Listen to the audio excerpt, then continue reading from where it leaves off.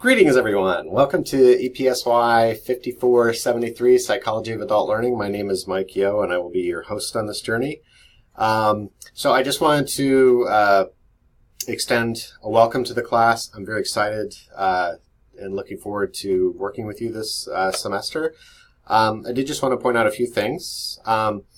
First of all, if you're watching this video, then I will assume that you have navigated other aspects of Brightspace. Perhaps you've seen the syllabus, perhaps you've seen a few rubrics, perhaps you've seen Dropbox things to come, discussion boards to come.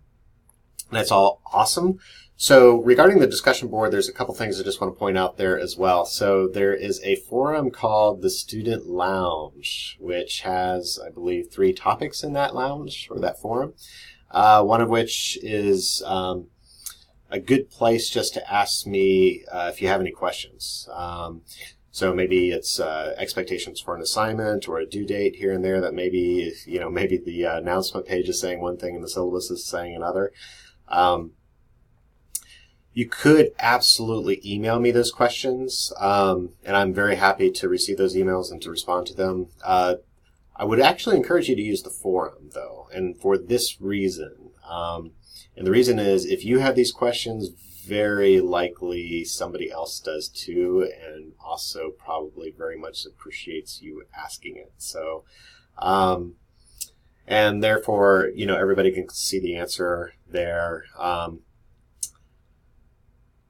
The other, one of the other forums is a how can I help forum. So that forum is intended for any suggestions you have about how the course could be structured to benefit your learning. That is an anonymous forum, although you do have to click a box, I think, to make sure that you're anonymous. So make sure you click the box if you wish to remain anonymous. And again, I'm very happy to receive those emails. But posting in that forum gives other people an opportunity to chime in, like, whoa, wait a minute, no, I like this aspect of the course the way it is. Or, yeah, I totally agree, this could be changed to make things better.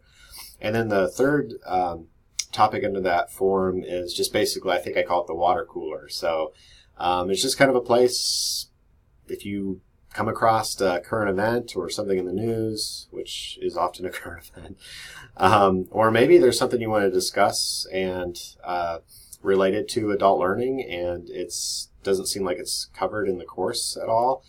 That's just a good place to post those kinds of questions or comments, just where if there's no other place where it seems like they fit in. The other thing I want to say about the discussion forums is we will occasionally, not every week, but this week, we'll be using Flipgrid. So if you're not familiar with Flipgrid, so in the Brightspace discussion forum, you'll go into one of the topics, and occasionally there will be a Flipgrid link. And so you'll click on that link, and it'll take you outside of Brightspace to Flipgrid. And Flipgrid is meant to share a lot of the similarities with a Brightspace discussion board, except it's video-based. So, which can be a little...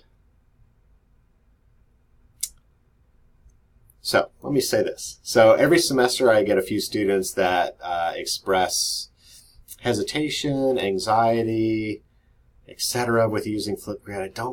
I just kind of don't want to do it is the theme, and almost all of those folks by the end of the semester are happy that they did so. So I think one of the tips, I guess, for posting on Flipgrid is to it should be informal. I mean, hopefully I'm modeling. This is a one-take sort of post here.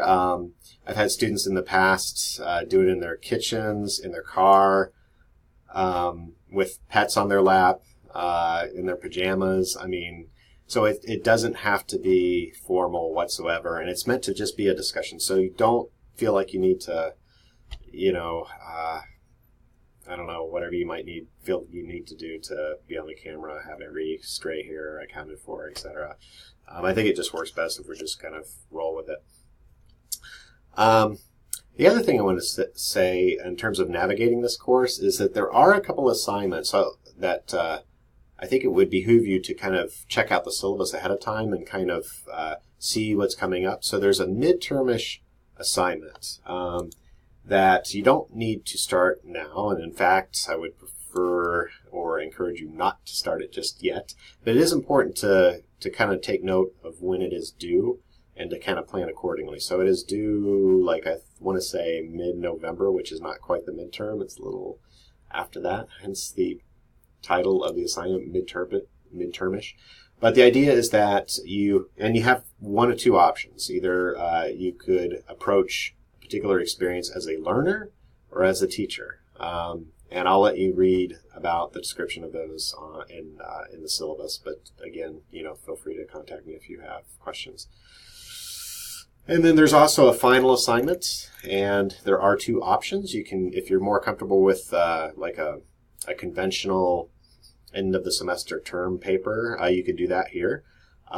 If you are in a PhD program or in a master's program but wish to pursue a PhD or just interested in research in general, there's a research proposal option as well that you can do. So those are a few things about the course. I guess the other thing is you will have seen that there's a couple required readings or required texts.